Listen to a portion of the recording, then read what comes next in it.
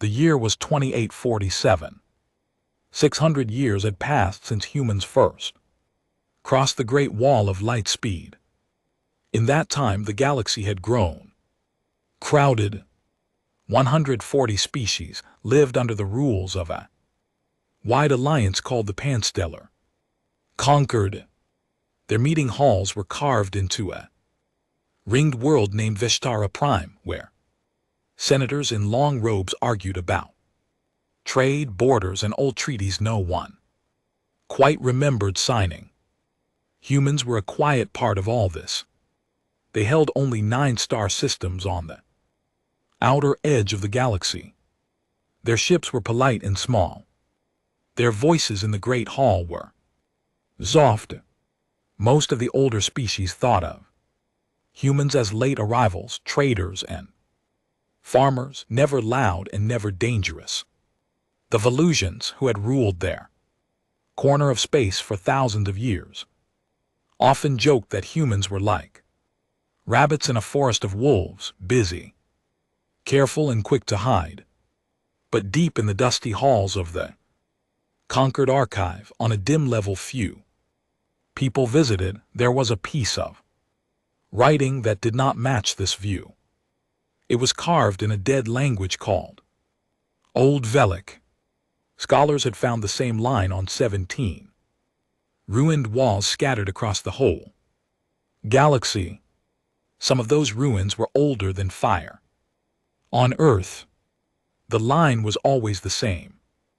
Do not provoke the third orbit world of the yellow star. Most species treated this as a story for children, a spooky tale from a forgotten age. Only one man took it seriously. His name was Daniel Park. He was 68 years old. He had spent his whole working life studying ruins, and he was sure deep in his bones that the warning was about Earth. He had said so in papers and at meetings. For 30 years, he was politely ignored. He kept writing anyway.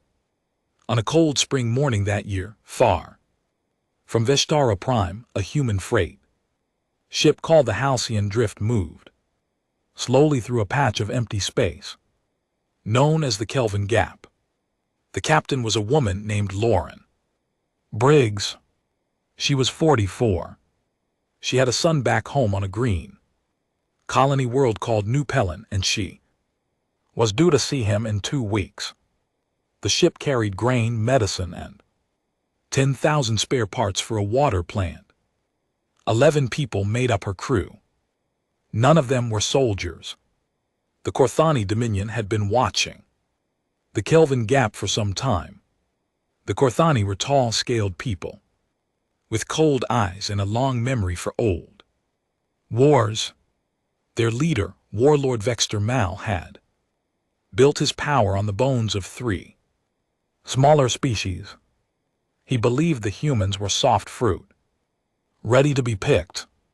He had read about the old Velic warning, and he had laughed. He told his officers that fear of humans was a sickness of the weak. So when the Halcyon Drift entered the gap, 6 Corthani warships were waiting. Captain Briggs sent the normal hello. She gave her ship's name, her cargo, and her route. The Corthani replied with fire. Plasma lances tore through the freighter's hull in seconds. The Halcyon Drift broke apart in silence, and all 11 of its crew died in the cold. The Corthani recorded everything. They sent the video to the Conquered with a short message.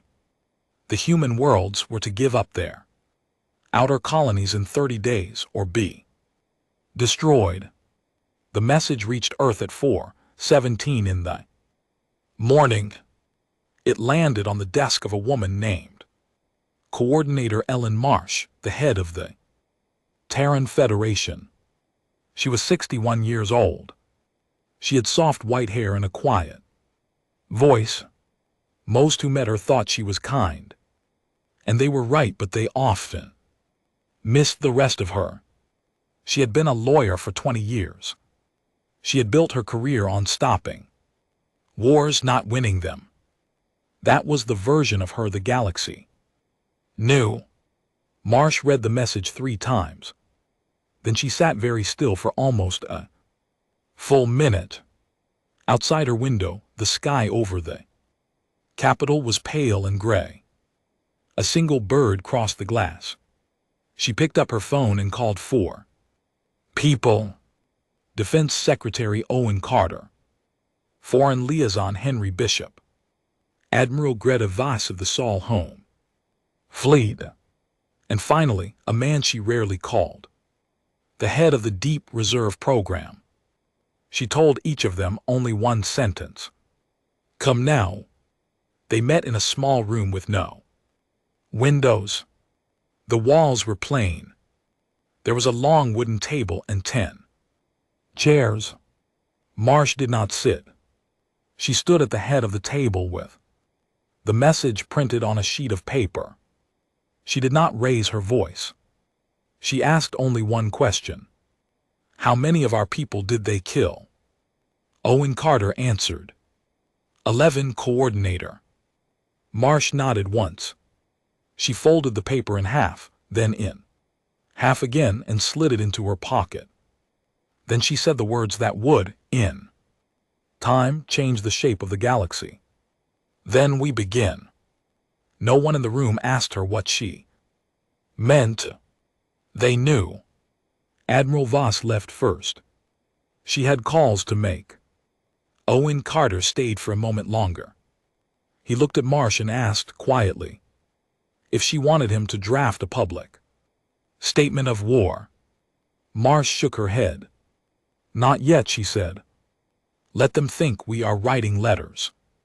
Let them think we are afraid. The longer they believe that, the cheaper the lesson will be. Far away on Vistara Prime, the scholar Daniel Park was eating breakfast when the news of the Halcyon drift reached his small apartment. He set down his cup. His hand was shaking. He walked to his bookshelf and pulled down a thin gray slate. He ran his old fingers over the old glyphs he had read 1,000 times. He whispered the warning aloud in the dead tongue, then in plain speech. Do not provoke the third orbit world of the yellow star. He closed his eyes. He knew in that moment that the Korthani had just done the one thing the ancient writers had begged the galaxy never to do. Park spent the rest of the day writing letters. He sent them to every important delegate he knew. He begged them to step in to stop the Korthani, to force a peace before the humans had time to answer. He told them that the warning was real. He told them what he believed it meant. Most of the letters were never opened. The few that were read were laughed at over evening drinks. That night on 100 Concord News channels, smiling hosts joked about the human response. The Terran Federation had issued a statement. It was 3 pages long. It used careful words like deep regret and serious concern. A pundit on the Velosian network said the humans would protest the Korthani war by writing 1 letter for every dead colony. The crowd in the studio laughed. The clip played for hours. In a deep cavern on Ceres, in the asteroid belt of the human home system, a great steel door slid open for the first time in 11 years. Inside, rows and rows of warships rested. In the dark, their hulls were cold. Their reactors were quiet. They were waiting. They had been waiting a very long time. A single light came on above the door, and then another, and then 1,000 more, and the dark cavern began to glow. In the days after the Halcyon drift was destroyed, the galaxy saw exactly what it expected to see. The humans were polite. They were calm. They were, as one Velosian writer said, with a smile almost charming in there. Fear. Terran diplomats walked the great marble halls of Vishtara Prime in small, neat groups. They asked for meetings. They filed papers. They spoke softly to anyone who would listen. They asked the conquered to step in, to mediate, to please call the Korthani back from the edge of war. The Korthani ambassadors found this funny. In the main assembly chamber, the chief Korthani envoy, a tall officer named Thresel Khan, stood up during a human speech and laughed out loud. He told the room that he could already smell the smoke from the burning human colonies. Some delegates frowned. Most simply looked away. A few even smiled. The Korthani were strong. The humans were not. That was the way of things. But under the polite surface, the human worlds were doing something the galaxy could not see. Every plan that Coordinator Ellen Marsh had set in motion on that gray morning was now moving forward, quietly, without speeches, without parades. Across all 9 human systems, sealed doors were opening. Old factories were waking up. Workers who had spent their lives building tractors and water pumps were being moved gently and without panic to other lines. Within 3 days, those same lines were turning out parts for guns, plates for armor, and shells for guns the public had never seen. This had not been built in a hurry. It had been waiting for 400 years, since the day the Terran Federation was first formed. Humans had kept a secret plan called Deep Reserve. It was simple in idea and huge in size. The visible human fleet, the few escort ships that the conquered saw at trade summits and joint patrols, was less than 4% of what humanity actually had. The rest, more than 96%, was hidden. Some sat in cold, dry caverns under the surface of moons. Some rested on the dark side of small asteroids no one ever visited. Some slept under the deep oceans of Earth itself, in steel cradles that had not been opened in a human lifetime. Admiral Gratavas flew out to inspect one of these places. She was a small woman with short gray hair and very sharp eyes. She had been in the Navy for 41 years, and she had been waiting in her own quiet way for this exact moment. Her aide on the trip was a young officer named Pete Granger. He was 26. He had read about Deep Reserve in his academy textbooks in a chapter that was marked for senior officers only, but he had never seen it with his own eyes. The shuttle dropped them down through long tunnel cut into the rock of Ceres. The tunnel went on for nearly 2 km. When the doors finally opened, Pete Granger forgot to breathe. The cavern in front of him was so large that the far wall was lost in shadow. Row after row of warships rested in steel cradles, their hulls dark, their guns folded. They looked like sleeping animals, cute and patient and not at all friendly. Granger counted 90 ships in the first row alone, then stopped counting. There were too many rows. He turned to Admiral Voss. He asked in a careful voice if the rumors were true. He asked if humanity really had more warships in storage than the whole Pan Stellar Concord had in active service. Voss looked at him for a long moment. Her face did not change. Then she said, "More than that. Considerably more." She walked past him down the steel walkway, her boots making small, calm sounds on the metal, and Pete Granger followed her into the cold blue light of the waking fleet. The same scene was playing in 19 other deep vaults across human space. Engineers in heavy suits were warming Reactors checking seals, loading shells and running tests on guns that had not been fired since their grandfathers were young. None of it was rushed. None of it was loud. Each crew had a checklist that had been rehearsed twice a year, every year for as long as anyone could remember. They had practiced this in their sleep. Now at last they were doing it for real. On Earth, Coordinator Marsh held one quiet meeting each evening. She did not allow speeches. She did not allow shouting. She asked simple questions and waited for simple answers. How many ships were ready? How many crews were trained? How many days until the first task force could move? She wrote nothing down. She kept everything in her head. When the meeting was over, she walked home alone through the soft rain. She watched the lights of the city. She thought about the 11 crew of the Halcyon Drift, and she counted them again by name. She had asked for the names on the first night. She did not want to forget them. At the same time, on Vestiaire Prime, the scholar Daniel Park finally got the meeting he had been begging for. The inner council of the Conquered agreed to hear him. He stood in front of 12 delegates from 12 different species.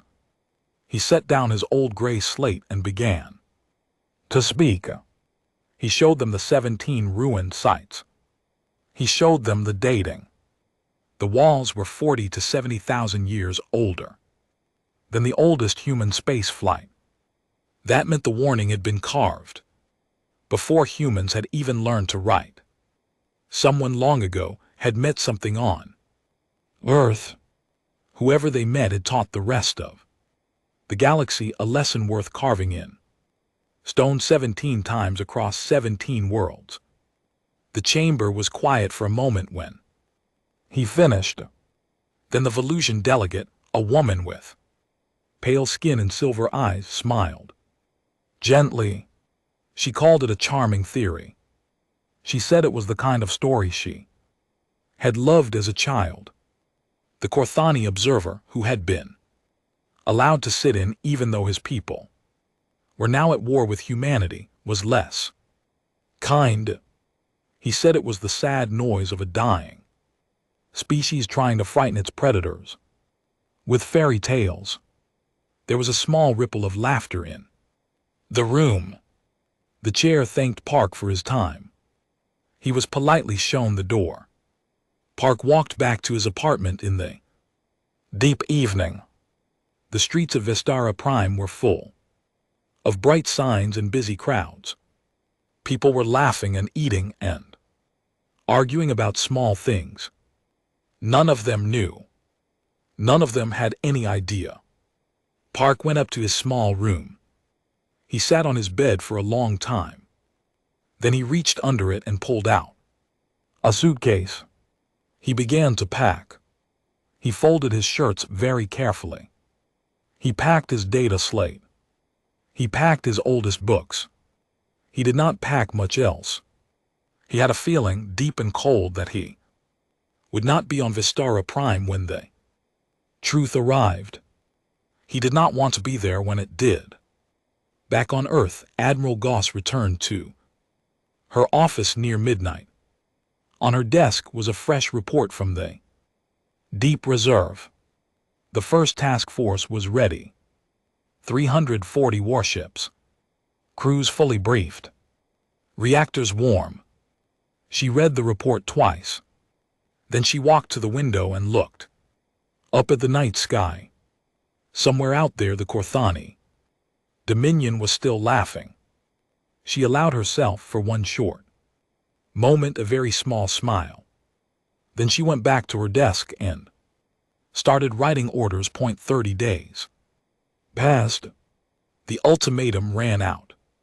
Warlord Vexter Mal did not wait 1 minute longer. He stood on the bridge of his command spire on the Corthani home world and gave the order he had been waiting weeks to give. The Crimson Phalanx, the proudest battle group in the whole Dominion Navy, was sent through the Kelvin Gap to take the human colony of New Pelin. 84 warships, seasoned crews, plasma lances that broke in 3 civilizations in the last 40 years. Vector Mall expected the campaign to be over in a single afternoon. The lead captain of the Phalanx was an old officer named Thresel Vorn. He was a careful man, more careful than most Korthani admitted to being. He had been at war for most of his life. He had seen many worlds fall, and he had learned to read the silence before a battle the way other people read the weather. As his fleet dropped out of subspace near New Pelin, that silence was the first thing he noticed. It was wrong. It was too clean. New Pelin was a green and quiet world, the third planet of a small yellow star. By the rules of any sane war, its sky should have been busy. Civilian freighters running for safety, militia ships forming a desperate line, panic broadcasts on every band. There should have been noise. There should have been fear. Instead, the orbital lanes were empty. The communication satellites were dark. The whole planet sat below them, green and round and silent, as if it had been holding its breath for them to arrive. Thresel Vorn frowned on the bridge of his flagship. He ordered his sensors recalibrated. He ordered a wide passive sweep. He ordered the wedge formation to slow. His second-in-command asked him why. Vorn did not answer at first. He simply stared at the screen. Then he said in a low voice that the silence was the wrong shape. It was not the silence of fear. It was the silence of a trap that had already been set long before they had arrived. He gave a single order. Full battle alert. Shields to maximum. The order came too late. From within the bright rings of New Pelin's outer gas giant, 340 human warships slid out of the cold and into real space. They did not arrive in a panicked rush. They did not arrive in a desperate line. They arrived in clean, even formations, in 3-layered shells around the Korthani wedge, perfectly placed. They had been waiting in the rings for 11 days. Their hulls were chilled to match the temperature of the empty rocks around them. Their reactors had been kept at 1% just warm enough to keep the crews alive. The Korthani sensors had been looking right at them for almost 2 weeks and had seen nothing. The ships were not the polite escorts the conquered knew. The big ones were called Pillar class dreadnoughts. They were 3 km long. Their guns were as wide as houses.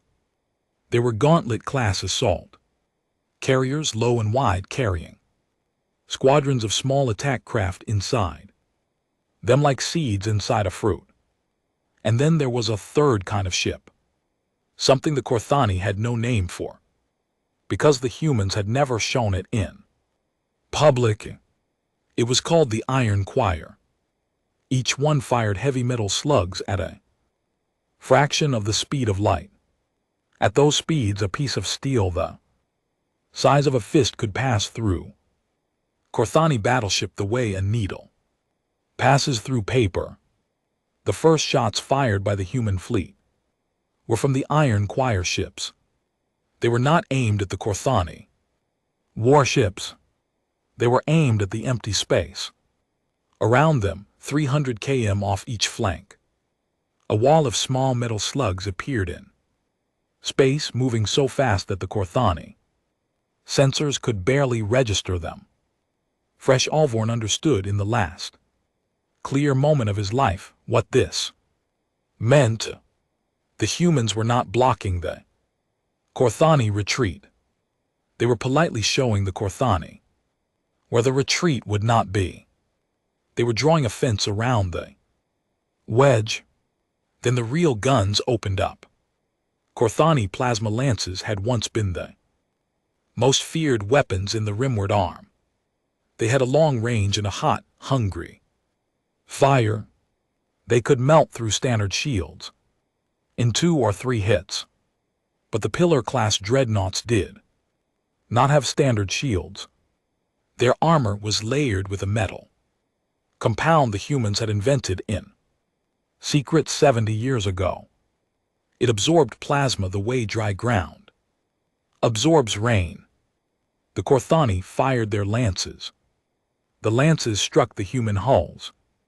The human hulls did not melt. They glowed for a moment, and then they cooled, and then the human guns fired back. The battle lasted 3 minutes and 40 seconds. Captain Threstle Vorn watched the Crimson Phalanx, the great fleet that had served the Dominion in 12 campaigns and never lost a single one, come apart on his tactical display. Ships that had taken decades to build vanished from his screen in pairs and in fours. There were no shouted orders left to give. The wedge had no flanks to defend. The escape lanes had been politely sealed by walls of relativistic metal. His own flagship, the Throne of Maul, was the very last one to die. As the lights on his bridge flickered and the air grew thin, he opened a beam channel to vex Storm Maul back on the Corthani homeworld. He had time for one sentence. He kept it short. He owed the Dominion the truth. He said the old warnings were not folklore. Run. Then his ship broke apart and the channel went silent. On the bridge of the human flagship, Admiral Gredivos watched the last Corthani signal fade. She did not smile. She did not raise her voice. She simply turned to her communications officer and said, "Send a clean copy of the recording to the Conquered observation buoy. Do not destroy the buoy. Let them watch." The officer nodded and tapped a single key across the cold space around New Palin. A small Conquered buoy that the humans had carefully left in place began to broadcast the full footage of the battle, with no edits and no commentary on every major galactic relay band. On Vistara Prime, in the high chamber of the Inner Council, 12 delegates from 12 species watched the footage in complete silence. The Velosian delegate, the same woman who had called Daniel Park's theory charming, did not blink for nearly a full minute.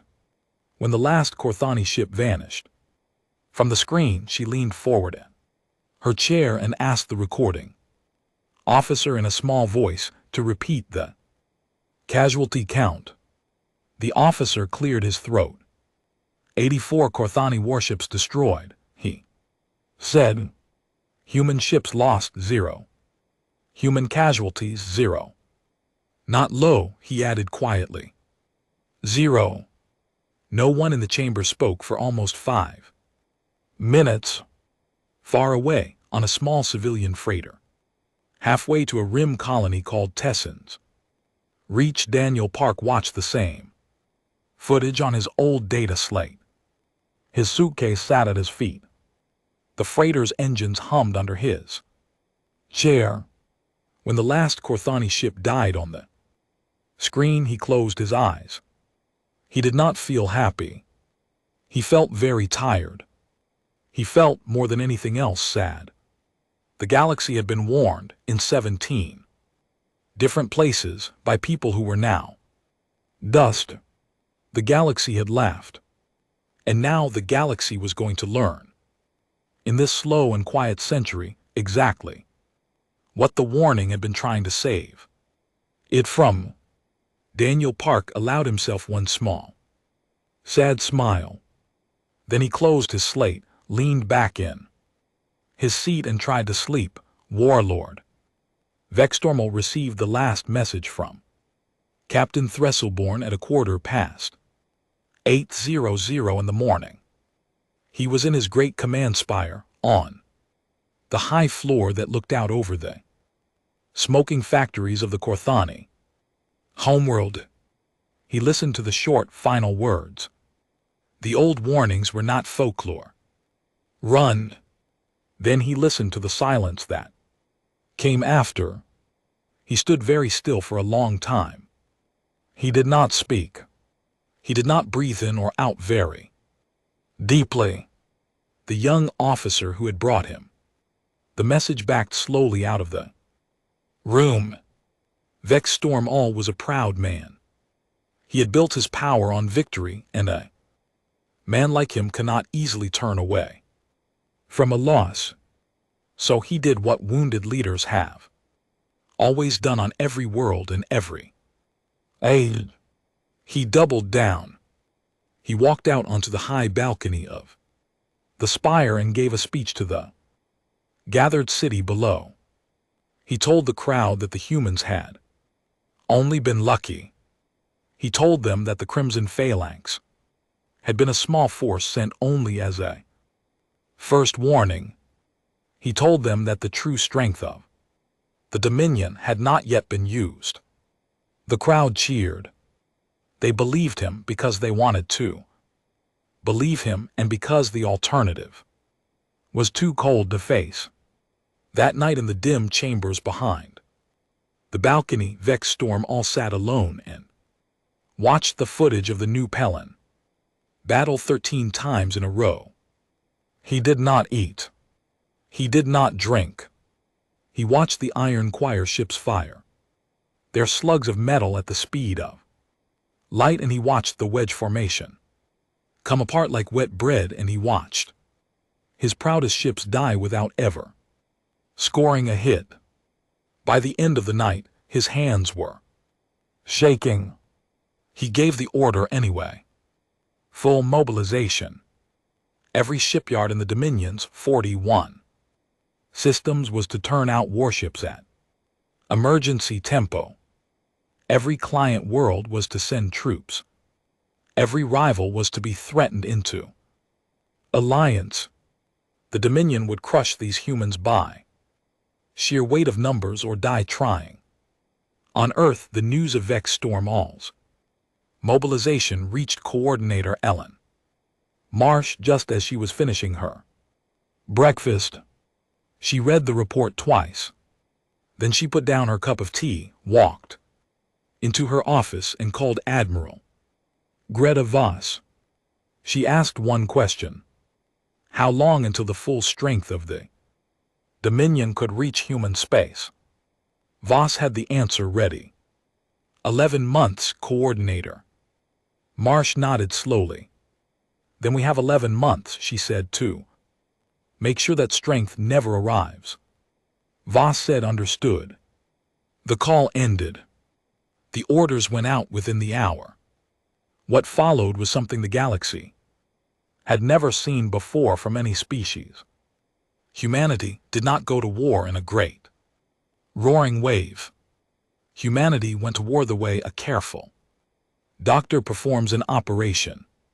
The human task forces did not advance in big, loud fronts. They translated into Korthani home systems one at a time.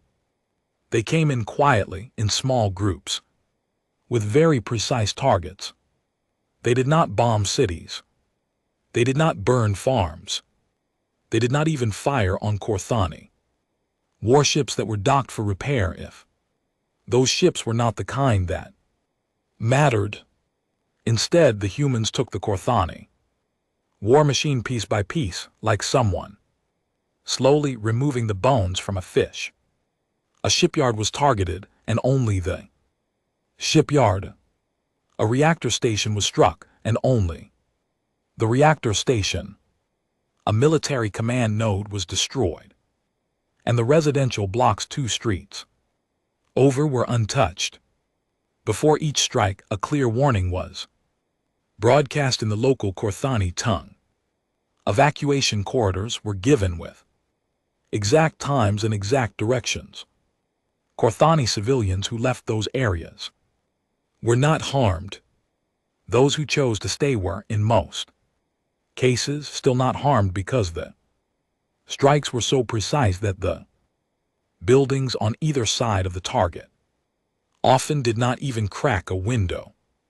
The Korthani people, watching this slow and quiet war from their windows, began to understand something their warlord had not yet been able to face. The humans were not punishing them. The humans were not raging at them. The humans were simply working the way a builder works on a roof, calm and patient and steady. And that was, in some strange way, more frightening than any rage could have been. A people that fights you in anger may, in time, grow tired. A people that fights you in calm will never grow tired at all. A small group of conquered journalists was allowed after the third month to travel with a human task force. They were strict about what could be filmed and what could not be, but they did not hide much. One of the journalists, a Velosian woman with silver eyes, sat down with Admiral Voss for a short interview. She asked the Admiral why the human response had been so measured. She asked why there had been no great speeches, no fiery campaigns, no massacres of Korthani cities in revenge for the Halcyon Drift. Voss thought for a moment. Then she looked straight at the camera and answered, "We are not punishing them," she said. "We are correcting an error. There is a difference." The clip was short. The clip was simple. The Velosian journalist did not even think it was the most interesting moment of the interview. But that clip, 11 seconds long, was replayed across 100 conquered worlds for the next 20 years. It became, for many non-human viewers, the moment they finally understood what the old Velic warning had really meant. It was the moment they understood why the ancient writers had picked stone for their message and not paper.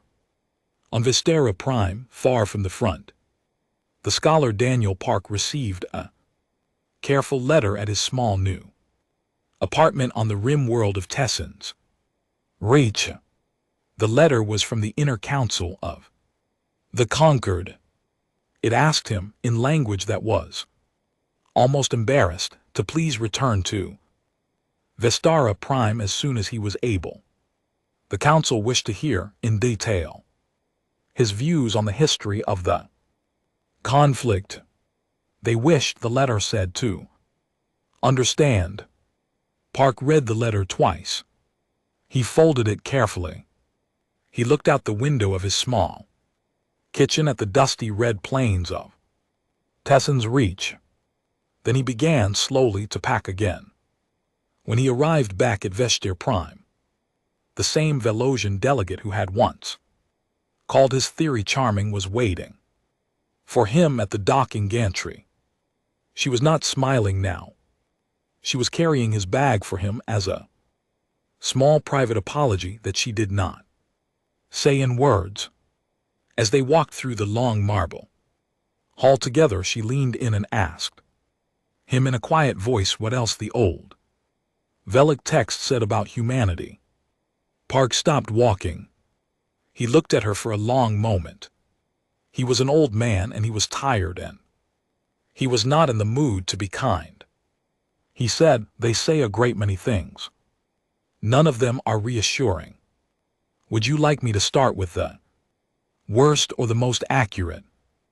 The Velosian delegate did not answer at first. She simply lowered her silver eyes to the marble floor and nodded once, very slightly. Then they walked on together toward the great chamber where the rest of the conquered at long last was ready to listen. 11 months after the Halcyon Drift was destroyed, a small human ship landed in the central courtyard of the Korthani capital world. of Drask Vow. It carried no escort. It carried no large guns. It carried, in fact, only 6 people. One of them was an envoy named Arthur Quinn. He was 53 years old with thinning brown hair and very steady hands. He had been a teacher of history once in a small town in the human state of Ohio, before the Federation had pulled him into the diplomatic service. He still carried himself like a teacher. He spoke softly. He listened more than he talked. He did not look like a man who could shake an empire, and that in part was why he had been chosen. Warlord Vex Tormal received the human delegation in his great throne hall. He had prepared for this moment for many nights. By now he had lost 9/10 of his fleet. His shipyards were silent. His client states had quietly run away. His own officers were beginning to look at him in ways he did not like. He expected the humans to arrive with terms written in fire. He expected them to demand his head. He expected them to demand tribute, the dismantling of his military forever, and the long humiliation of his people. He had rehearsed in the dark of his bedchamber the dignified words he would say before execution. He thought he was ready. Arthur Quinn walked across the long marble floor of the throne hall with quiet, even steps. He stopped at a respectful distance. He bowed his head once, only slightly, the way one bows to a stranger at a small dinner party. Then he opened a thin leather folder and placed a single document on the small table between them. He said in plain Korthani, "Warlord, we have come to offer you peace. Sign this and we will leave your world tonight." Vexter Mal stared at the document. He did not believe it. He picked it up with one large clawed hand and read it slowly. The terms were not what he had feared. There was no demand for his removal. There was no occupation. There was no tribute. The Dominion would pay reparations to the families of the 11 crew of the Halcyon Drift. The Dominion would step back from its forward border by a small, agreed distance. The Dominion would accept conquered observers in its 3 largest shipyards for a period of 50 years. That was all. It was, by the standards of any old war, a soft and almost gentle peace. Vexter Mal looked up at Arthur Quinn. His voice was tight. He asked in a low, careful tone, "Why? Why these terms and not others?" Quinn was quiet for a moment. Then he said very simply, "Because we did not come here for revenge. We came here so that no one ever forgets again. That is all we wanted. That is all we ever wanted." He paused. Then he added almost kindly, "Sign it, please. Then I can go home. My wife is expecting me for dinner on Sunday." Vex Storm signed the document. His hand was steady. His mind was not. When the ink had dried, Arthur Quinn placed the folder carefully back into his coat. He bowed his head once more by the same small angle. Then he walked back across the marble floor, climbed into his small ship, and left the Korthani homeworld before the sun had even set. He was back on Earth 2 days later, in time as promised for his wife's roast chicken. In the months that followed, the Stellar Concord changed in ways that no one quite spoke about out loud. The old Velic warning was quietly reclassified. It was no longer a strange piece of dead poetry in the dusty back rooms of the archive. It was now an active rule of diplomacy. Every new ambassador to the human worlds was given a copy of the warning on the day they were sworn in. Trade agreements that had once been written with sharp clauses against humanity were quietly rewritten with softer ones. Border disputes near human space, which had once dragged on for years, were now settled in a matter of weeks and almost always in humanity's favor. No one said why. No one needed to. In Concord meetings, when a human ambassador entered the room, conversations would pause for a half-second longer than was strictly polite. Seats near the human delegations were the first to be filled by species that wished to be seen as friends.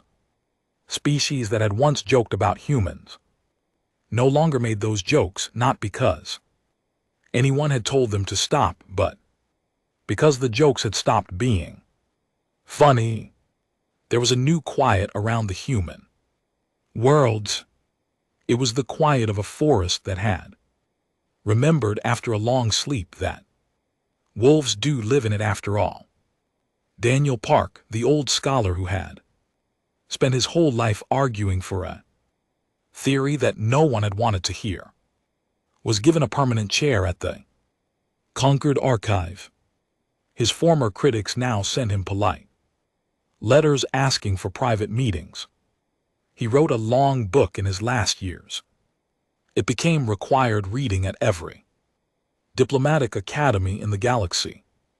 The title of the book was borrowed from a sentence that Admiral Greta Voss had once said in a closed meeting and that had somehow leaked out. The sentence was carved, years later, into the cornerstone of the rebuilt Concord Assembly Hall, where every delegate had to pass it on their way to work each morning. The sentence was this: "They are not a sleeping species. They are a patient one." The story ends on Earth, on a small wooden porch on the coast of the state of Oregon. Ellen Marsh, who had been coordinator of the Terran Federation during the war, was now 73 years old. She was retired. She lived in a small wooden house above the gray ocean. Her hair was fully white now. Her hands were thin. On a soft summer evening, she sat in a wooden chair on her porch with a cup of tea in her lap.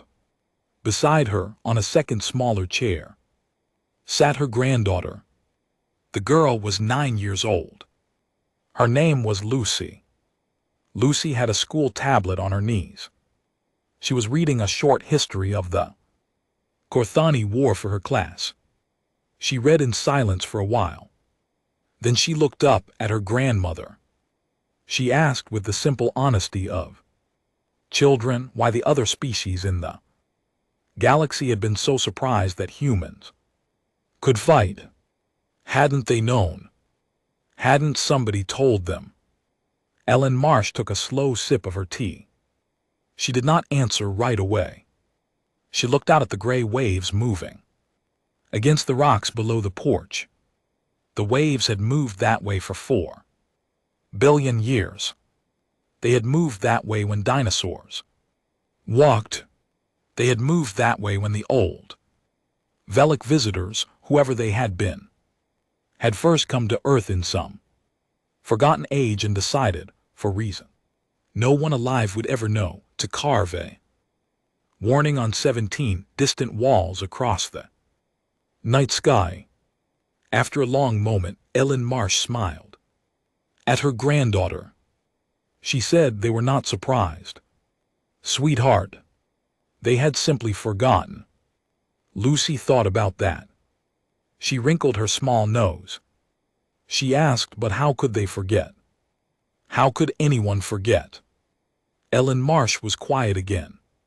She watched a single gold turn slowly in the orange sky. Then she said more softly, almost to herself, "The galaxy forgets. We do not. That is the whole of it." Lucy thought about that for a while. Then she set down her tablet, climbed into her grandmother's lap, and watched the gray ocean with her until the sun, far across the curve of the old quiet, Earth finally went down.